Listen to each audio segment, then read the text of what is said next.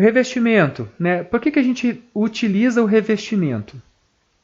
Não sei se vocês já repararam, né? Algum de vocês aí já deve ter visto cisternas de captação de água, né? Sempre tem uns tijolinhos pregados aí na lateral da cisterna. Esses tijolinhos têm uma função principal que é evitar o desmoronamento das paredes dessa cisterna, né? Então a gente precisa perfurar o poço de perfuração e ir colocando, entre aspas, esses tijolinhos, fecha aspas, no meu poço. Tá? Então o tijolinho que eu estou falando lá na perfuração de poço de petróleo, na verdade são tubos de aço sem costura, né? Então eu perfuro o meu poço, faço um buraco, coloco esse tubo, tá? Para que não haja o desmoronamento das paredes do poço que eu acabei de perfurar, certo? Além disso, o espaço anular formado entre o tubo que eu desci dentro do poço e as paredes da minha rocha, eles precisam ser revestidos de cimento. Então eu vou cimentar o tubo, o espaço anular entre o tubo e a parede da rocha que eu acabei de perfurar. E eu cimentando, eu tenho certeza absoluta que aqui dentro eu posso ter o escoamento de petróleo sem que haja o desmoronamento das rochas que eu perfurei. Certo? Como é que dá a injeção desse cimento, essa cimentação do espaço anular? Eu pego, né, dentro desse tubo aqui, injeto cimento, o cimento vai chegar até na extremidade inferior desse tubo aqui, vai se romper um lacre, o cimento ele vai chegar no final da onde eu perfurei e vai retornar pelo espaço anular, né? Então vai chegar um certo momento em que eu cimento todo o espaço anular e eu estou protegido contra desmoronamentos do meu poço, certo? Então o certo é perfurar um pouco, botar o tubo e cimentar. Depois eu continuo perfurando, boto o tubo, cimento. Por quê? Porque se eu perfurar uma distância muito grande, pode ser que o poço comece a desmoronar. Então, o certo é perfurar, botar o tubo, depois eu continuo a perfuração e vou fazendo isso, né, até chegar no meu reservatório de petróleo. A cada descida do revestimento, a gente chama de etapa de perfuração ou fases de perfuração. Ok, perfurei, cheguei lá no meu reservatório. Vamos supor que essa parte verde aqui é onde eu tenho o petróleo, né? Desci o revestimento e o cimento, né? Tá vendo essa parte branquinha? É o cimento que cimentou o meu tubo, que é essa parte amarela aqui. Só que para eu ter acesso, o petróleo ter acesso ao interior do meu tubo, né, eu preciso de descer uma ferramenta chamada canhoneio. Essa ferramenta, ela é uma ferramenta que contém carga explosiva com alguns projéteis, né? Eu desço ela no rumo lá do meu reservatório e ativo, né? Ela explode formando buracos no meu revestimento e buracos também, né, dentro do meu reservatório, aumentando aqui a área de transporte de petróleo até o interior do poço que eu perfurei. Certo? Então eu preciso de fazer esse rasgo ou furo no meu revestimento e no meu reservatório para a migração do petróleo até o interior do poço. Certo, então o que eu fiz até agora? Perfurei o poço, revesti, fiz o canhoneio, ele está apto para produção de petróleo. Na produção de petróleo, a gente tem que ter em mente que a vida de um poço de petróleo, de um reservatório de petróleo, ela tem várias etapas, né? Então vamos pegar aqui esse gráfico que eu coloquei para vocês de vazão de petróleo em função do tempo. Né? Peguei vários anos aqui, supondo que esse reservatório meu durasse 32 anos. Certo? 32 anos extraindo petróleo desse poço. Gasta aí de torno de 0 a 3 anos para descobrir se tem petróleo mesmo naquela região e tal. Vou perfurar alguns poços pioneiros para verificar se aqueles poços que eu descobri realmente são viáveis economicamente. E aí eu começo, né, eu declaro comercialidade e começo a perfurar vários poços e produzir petróleo.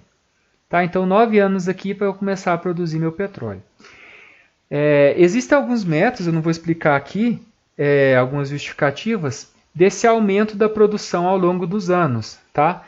mas vocês têm que ter em vista que de 9 a 15 anos, então aqui nos 6 primeiros anos, a produção de petróleo do meu poço, ele vai aumentando.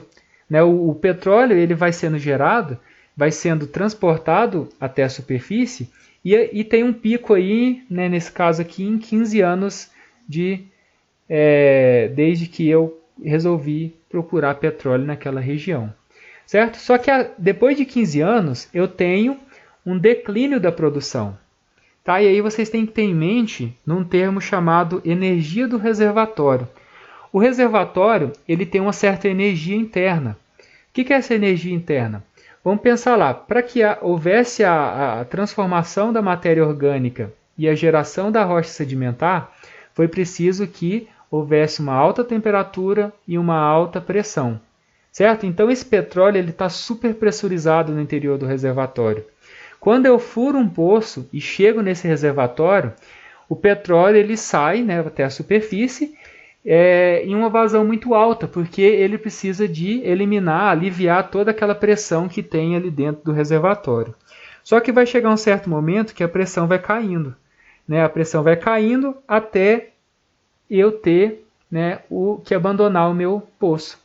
Só que, se eu não fizer nada, né, com o meu reservatório, eu vou ter, né, vou até pegar aqui um exemplo,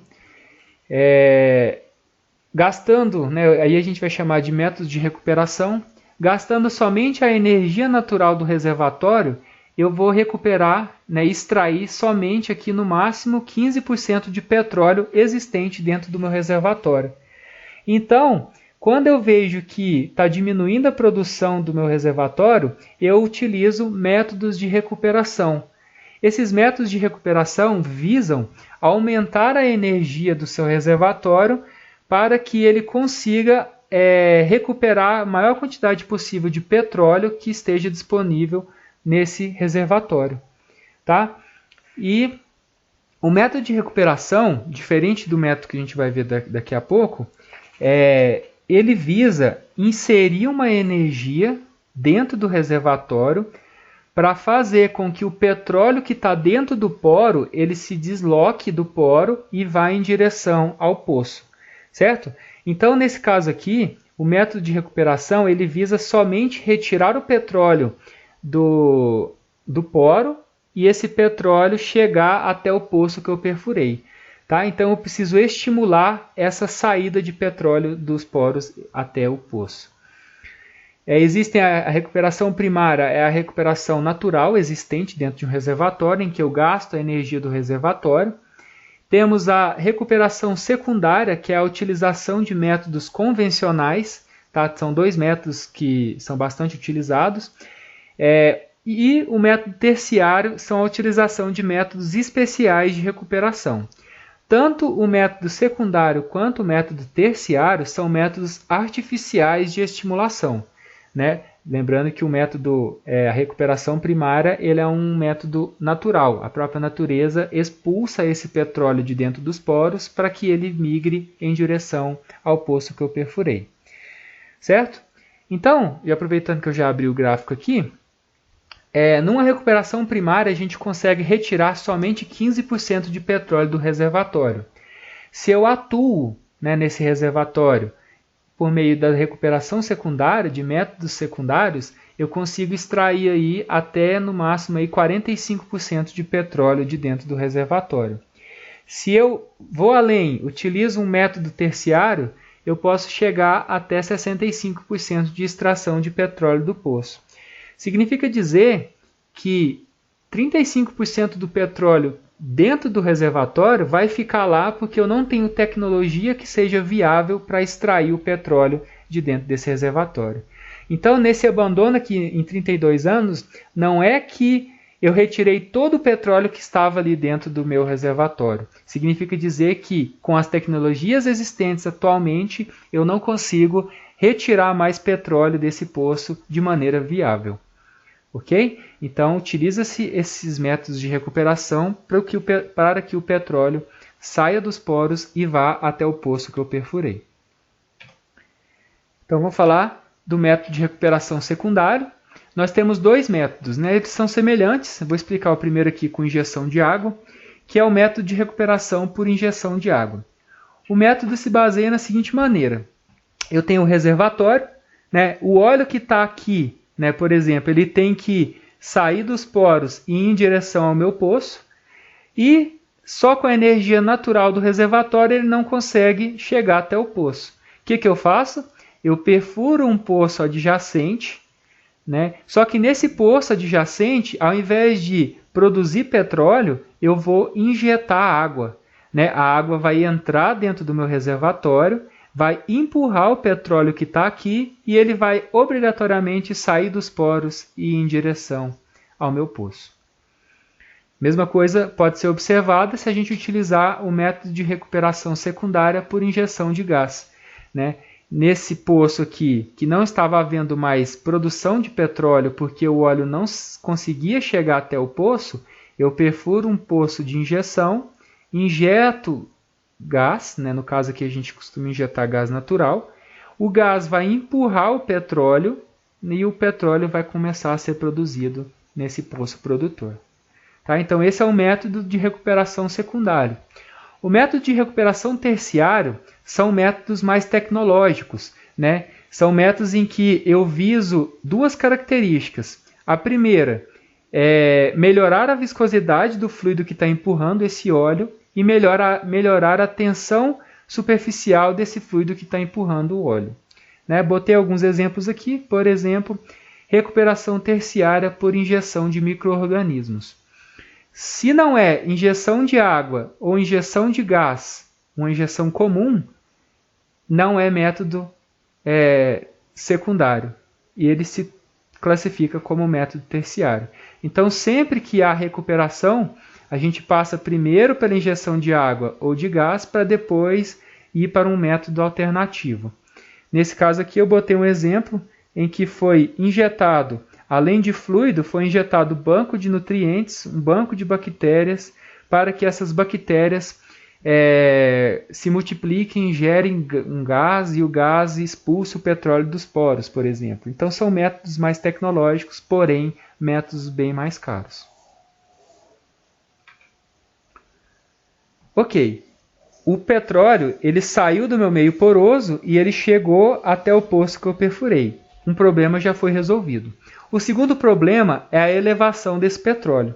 Né? Pensa num poço que eu perfurei aí com 6.000 metros de profundidade. Né? Faz o cálculo aí do gasto de energia necessário para levantar o petróleo que está lá no fundo do reservatório, levar ele até a superfície e passar ele pelo meu primeiro equipamento de separação. Né? A perda de carga é gigantesca, né? Perda de cargas localizadas e distribuídas aqui é muito grande. Então, às vezes, a energia do meu reservatório ela não é suficiente para mandar esse petróleo até a superfície, certo? Quando é suficiente, ele é chamado de poço surgente. Né? Botei até um exemplo aqui, o petróleo ele jorra aqui na superfície, pela própria energia, pela própria pressão que está aqui dentro do reservatório. Mas em alguns outros casos não é possível. Em casos em que não é possível ter poços surgentes, a gente aplica os métodos de elevação de petróleo. Tá? Você já deve ter visto bastante aí em filmes, né, essas bombas para bombear petróleo lá do fundo do reservatório do meu poço até a superfície. Tá? Isso aqui é uma bomba chamada bombeio por hastes. O princípio dela é bastante simples. Né? Eu tenho uma bomba instalada lá no fundo do meu poço que está sendo movimentada por esse motor que está instalado na superfície. Né? O motor ele gira, tem uns contrapesos aqui, ele vai movimentar, transformar esse movimento de rotação em movimentos de vai e vem dessa cabeça aqui. Né? Essa cabeça ela vai levantar e abaixar essa haste. Essa haste ela é presa aqui nesse pistão e é aqui que acontece a mágica do bombeio. Né?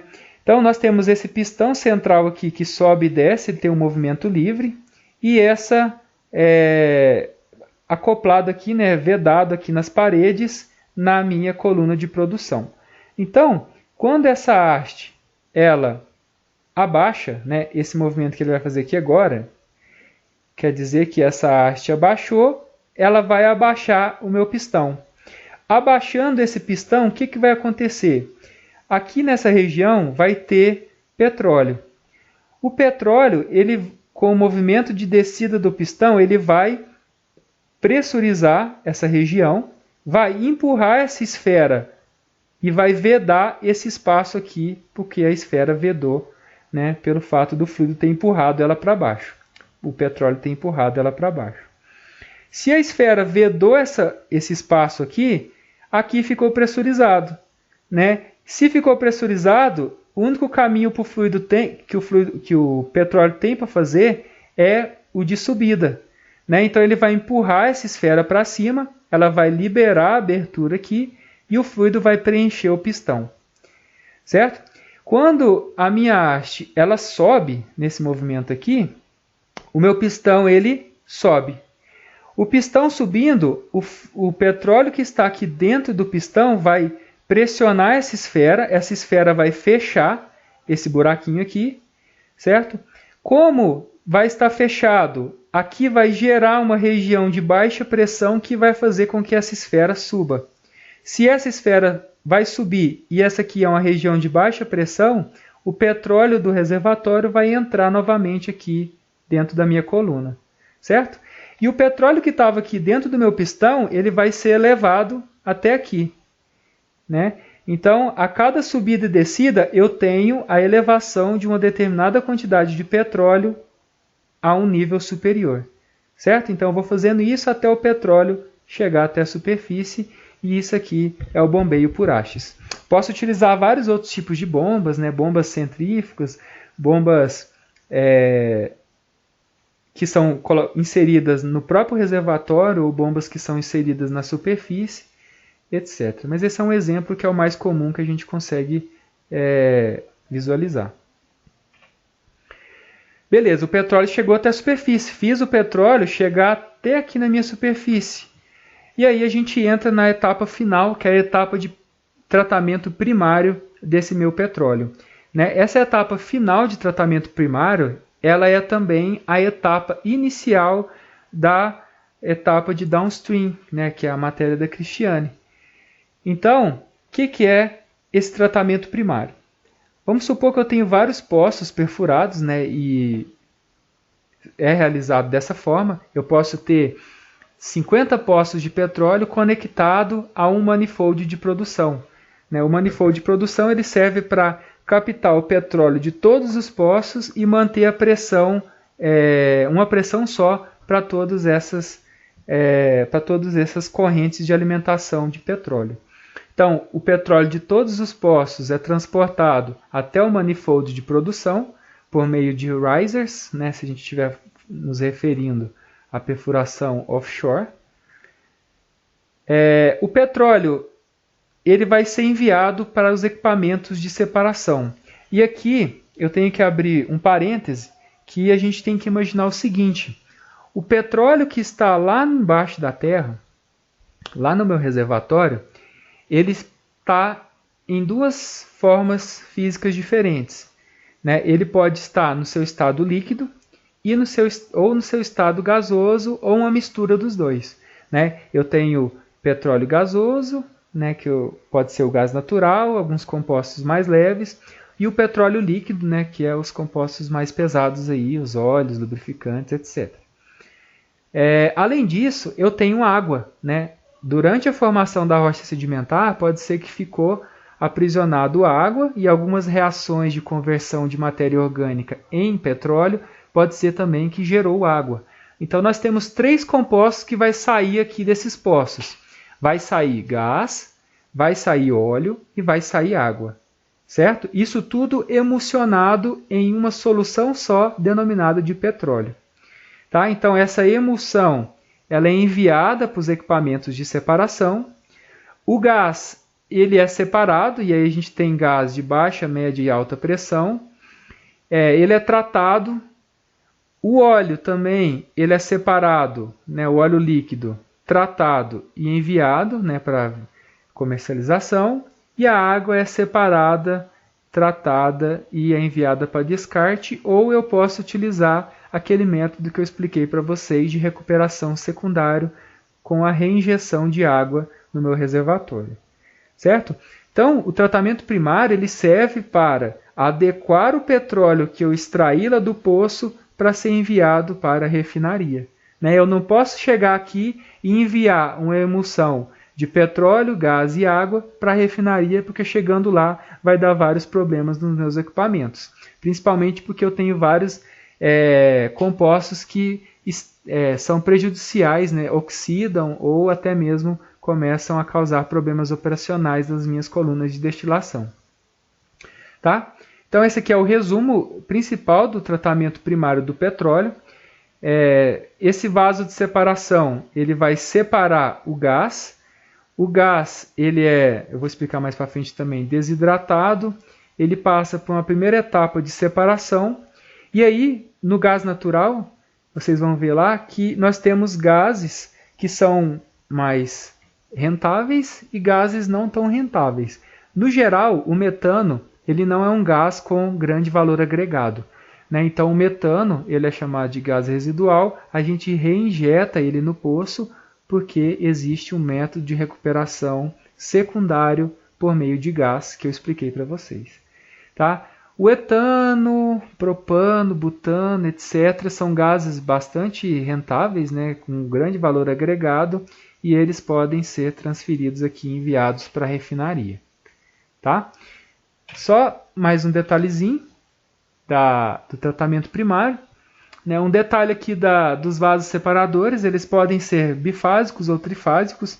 Os vasos separadores bifásicos, eles separam o gás do líquido, tá? O líquido sendo o petróleo e a água, tá? Então ele não vai fazer distinção. E o vaso trifásico ele já vai separar uma corrente de gás, uma corrente de líquido sendo o líquido o óleo e a outra corrente de líquido sendo o líquido a água. Tá? Então o bifásico ele vai separar o gás. Então o princípio básico dele é a entrada da mistura. Essa mistura vai bater nessa aleta aqui, ele vai mudar o sentido de escoamento, isso vai causar uma separação da emulsão. Tá? E aí é um vaso decantador, e aí ele vai haver a decantação do líquido na parte inferior e do gás na parte superior. Lembrando que a separação aqui não é 100%. Pode ser que o gás ele saia com um pouco de água e um pouco de óleo. Pode ser que o líquido ele saia com um pouco de gás também em solução. Para isso existem outros equipamentos. O tratamento do gás visa principalmente desidratar o gás, que é tirar toda a água residual que tem no gás, porque essa água vai gerar compostos que podem oxidar ou causar problemas operacionais na refinaria.